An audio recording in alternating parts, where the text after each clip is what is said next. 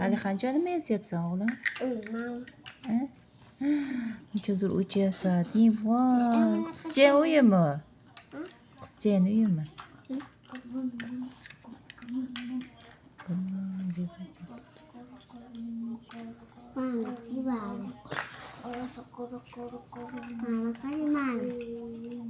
Kana?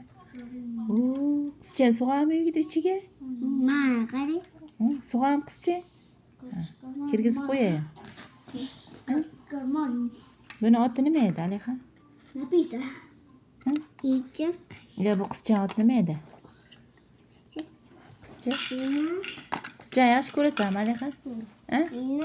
Ha buraya mama kokuyor mesela.